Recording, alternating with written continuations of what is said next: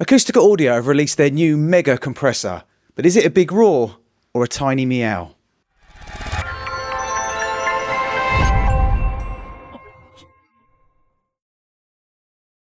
Hi, welcome to the Crates Motel. My name's Conan. In today's video, we're going to be looking at Acustica Audio's new mega compressor, Tiger.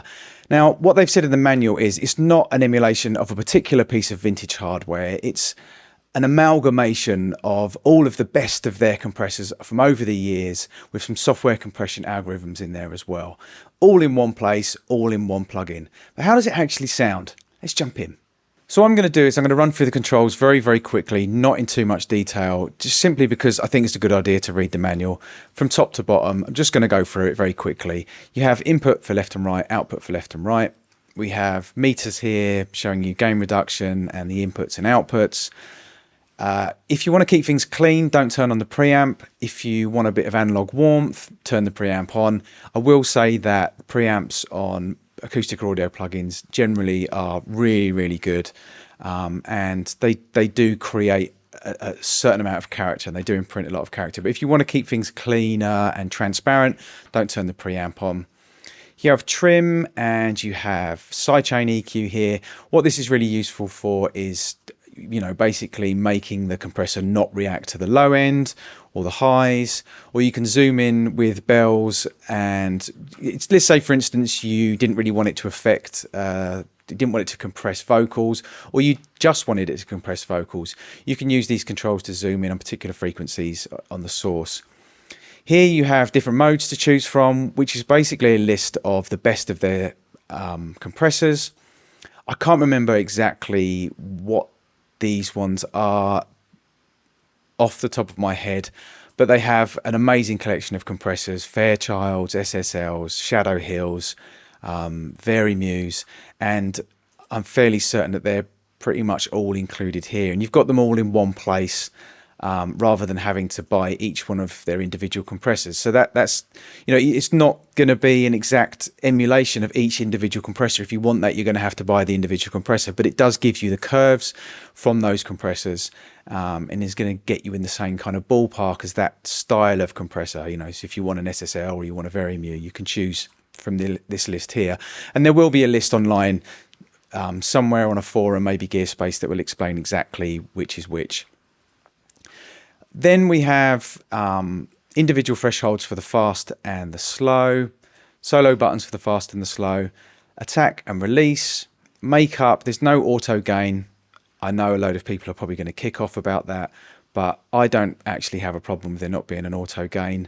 A lot of the time I actually prefer there to not be an auto gain, because sometimes I feel you can get a little bit lost with auto gain. You don't really know. I personally myself don't feel as in control when there's an auto gain, and it's not always reliable either. I've got to be honest. I prefer to have hands on and just use my ears, so I don't miss an auto gain on it at all, to be honest. Here you can blend the fast compressor with the slow compressor. Makeup, I think I've already said. The SH mod attack and SH mod release, the best way to explain this without going into too much detail is it's going to affect the envelope of your transients and the envelope of the release in the compressor. Here you have attack and release. Wet and dry for both compressors. Here you can morph between compression, interlimiting, into saturation. It's nice actually, because again, it just opens up more what you can do with it. You know, you can use just the saturation if you want. And I haven't really touched too much on the limit as a limiter and a saturation module. I've just really been using the compressor, but we'll have a listen to how it affects our sources today. Here you can monitor, it's kind of a delta control, so you can just listen to what's being compressed and left and right. Pretty similar on just the Tiger mix, just not as in detail. Actually, what I do want to go back to here is, this is interesting. Read about this in the manual. This is kind of a power control, and it affects how the detectors react. Kind of similar maybe into like maybe how some of the headroom controls do on some other companies' compressors. This is a deep space control. I'm not really going to explain to you what that does. Read the manual. find out for yourself. But it can have, play around with it. It can have some interesting effects on the compressor. So let's listen to some sources through it. Now, what I'm going to do to start off with, just a standard 909 kit. The reason why I personally test a lot of compressors with a 909 drum beat is it kind of covers the frequency range in terms for instruments, obviously not for vocals. You know, you have the low end, you have the mid range, and you have the high ends. So it's, for me, for many years, it has been my way of testing how compressors sound and, you know, how the transients are affected by the attack and the release. So that's what we're going to start with today. We're just going to play a 909 through it. Pretty standard 4 on the floor house type beat. And we'll just play around. And I'm just going to, by playing around with the fast and slow together, changing the ratio, changing the attack, using the SH mod to affect the transients. And, you know, obviously we can blend it here and stuff. And we'll stick with the compressor just for now. And I'll just show you what you can do with that. And what's great about this compressor, what I really like about this compressor is once you have a compression set up on your source, you can flick through the different curves very easily. With minimal fuss, and I love that idea. It's like, you know, I mean, imagine just having a rack full of hardware compressors, having a source run through it and just being able to flick through them instantly, like on an instant patch bay. I mean, it's really handy. So let's stop talking now, and I'll play a 909 for it to start with. Then I'm going to play an entire track through it that needs to be mastered, so we'll listen to how that sounds. But let's just kick off with a 909 first, clean, no preamp.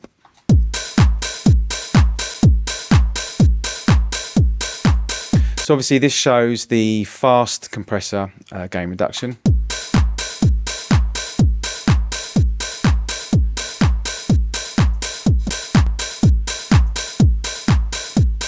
And you can hear quite quickly that it's kind of got that glue type effect, but also that kind of 1176 style kind of thing going on. If I take the tack to maybe about 30, I've kept the release quite quick.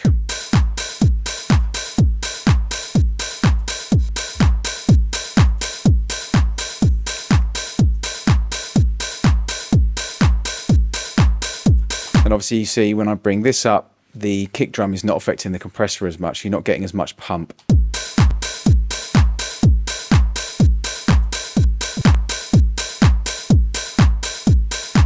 So it just acts more like a bit of glue rather than giving that real nice kind of pumpy sound, which is, you know, which you get from an 1176 style compressor. I keep saying 1176, but it's just purely because it's the style of compressor that has quick attack and quick release that I've used the most. So I'm just using that as a reference. I'm not saying this is an 1176 compressor, but it's that kind of style that you're going to get from this fast compression.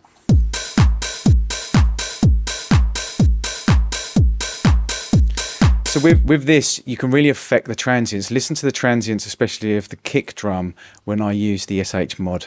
So let's start it where it has a default, which is 2.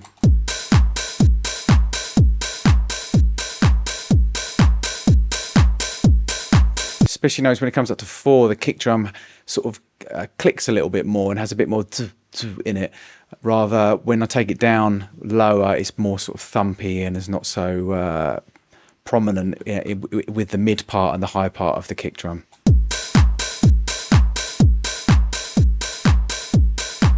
So it's softening the transient basically. So it's handy being able to have that.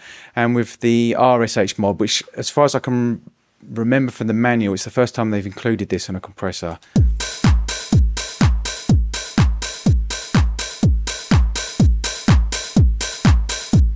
So again, it's affecting the transient and the release of the envelope, basically the release envelope.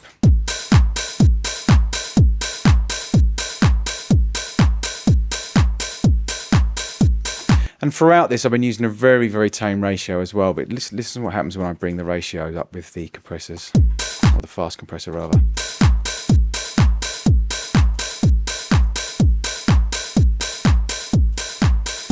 So now you get that really nice pump groove, which I love getting from a compressor on drums in, say, like a club record, that kind of thing.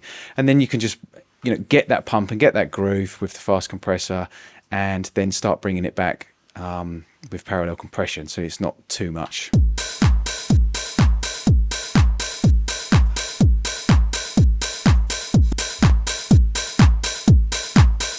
That sounds to me like a kind of out of control bare 909, and then out of bypass.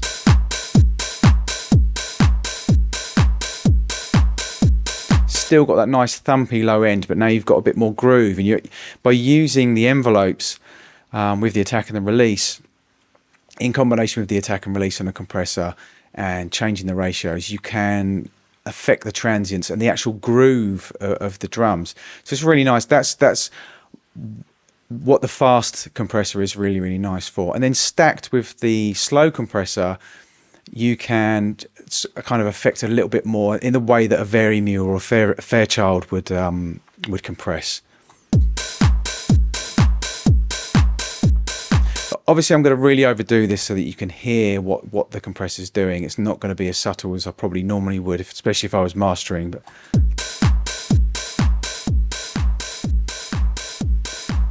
see, now that's going to be flatlining if you looked at it on an analyzer, but that's a really nice glue. But now I can blend it, so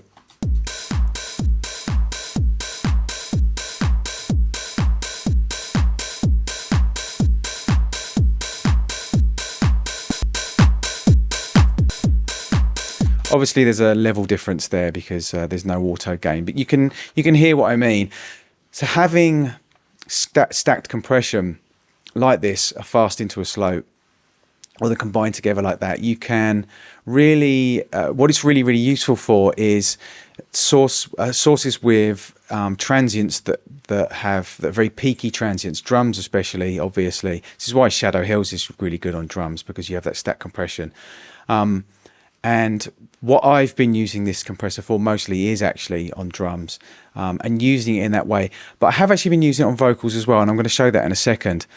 And using it in the way that we would use an 1176 into an LA2A, where you can catch the peaks, bring up the ambience of the vocal, and then level it out how you would with a slower, like a Verimure or something like an LA2A. So let's listen to it on a vocal. Why do you only call me when you're lonely? I'm going to introduce the preamp into this to kind of give more of an impression that you're putting it through a preamp. I don't know what preamps they've modelled here, but it just gives it a bit of extra warmth, and it's nice to use on vocals or some live acoustic instruments. But there's no rules. Use it on anything. Like I said, it's more about whether you want it to be cleaner and transparent, or whether you want to introduce some harmonics and a bit of analog warmth. So let's have a listen. I'm really just going to run the vocal through, play around with the fast and slow, just to show you what you can kind of do with it and give you an idea of how you can use the compressor on vocals. Why do you only call me when you're lonely? Why don't you just call to say you miss me? See, that straight away kind of starts giving it that real pop sound that is very popular at the moment. And probably the word pop, that's why.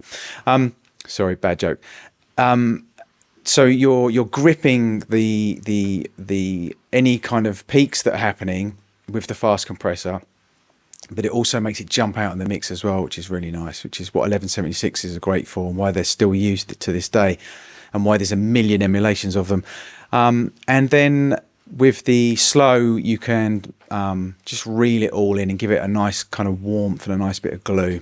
Why do you only call me when you're lonely?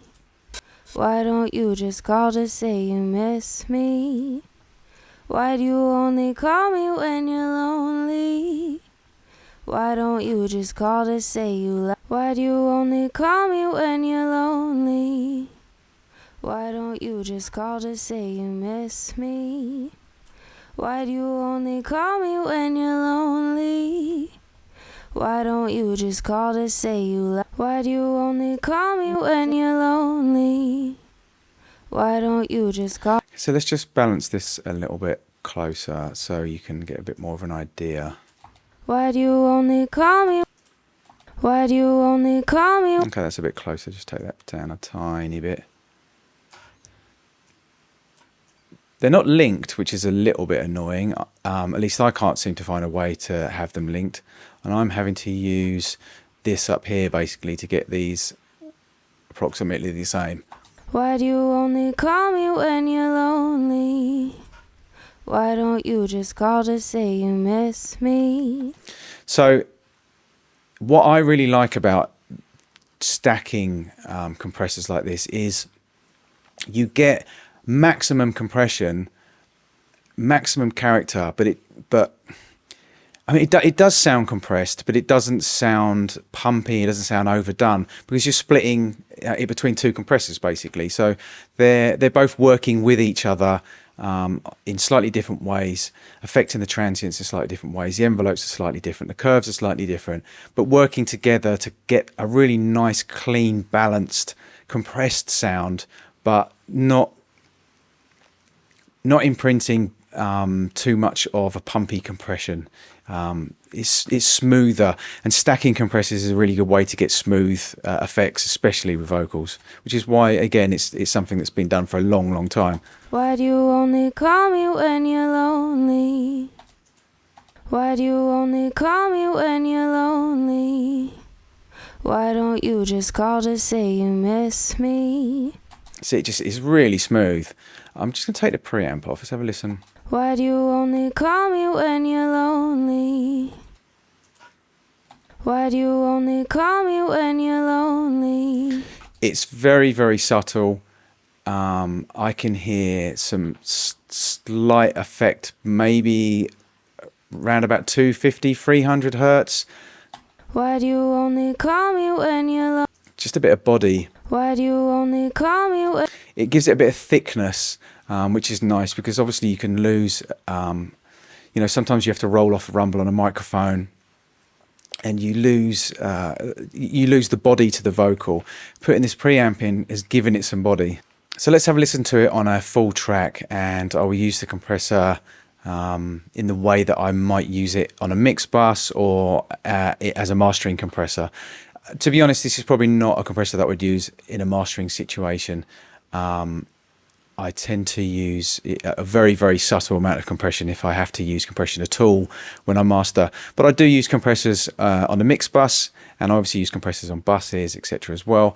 So what I'm going to do is I'm going to set this up to be doing some probably a little bit more gain reduction than I would generally do, but just so that you can hear the effect. And then we'll flick through the modes as well and listen to what kind of effect that has.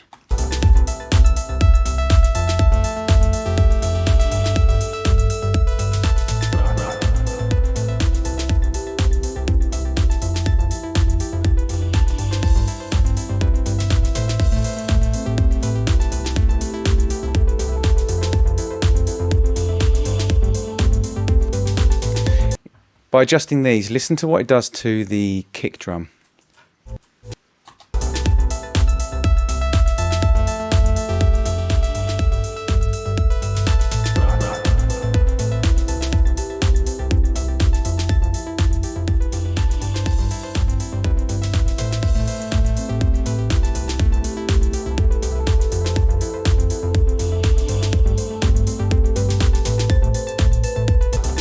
Take the preamp off for this one.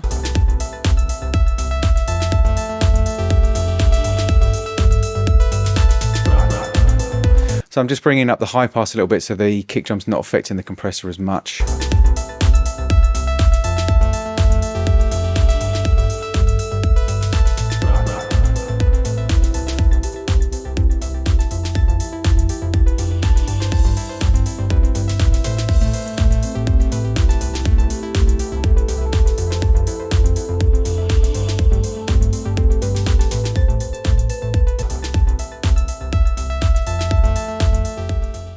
So there you have it, Acustica Audio's Tiger.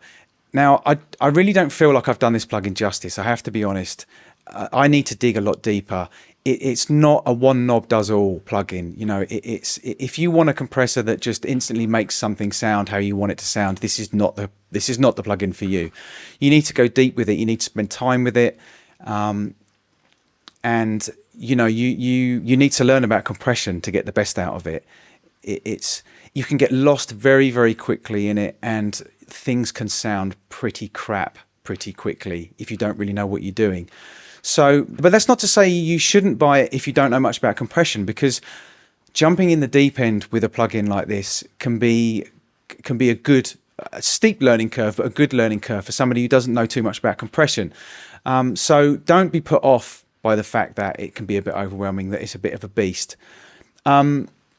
Quickly, I would say from so far, from how I've used it and what I've used it on, it's not a plugin yet that I'm going to be reaching for every single time I use a compressor. But that's not to say that it isn't a good compressor. It's purely that I haven't really dug deep enough into it yet. You know, I haven't really learned what the other curves can do. And you'll know if you watch my videos, I like to be a black belt on my plugins before I really start using them a lot. So I'm going to dip into this every now and then. I'm going to use it alongside other compressors that I use all the time. You know, and I think in the future it might be a plugin that I will use a lot more for compression, especially for the stacked compression kind of setup. So I don't want to say is it good or bad. You know, you need to make up your own mind on that. Definitely demo it, definitely read the manual, but don't expect to get instantly great results from it. You really need to dig deep. So thanks for watching. Please subscribe for more mixing and mastering tutorials and reviews. This is the Crates Motel. My name's Conan. Till next time.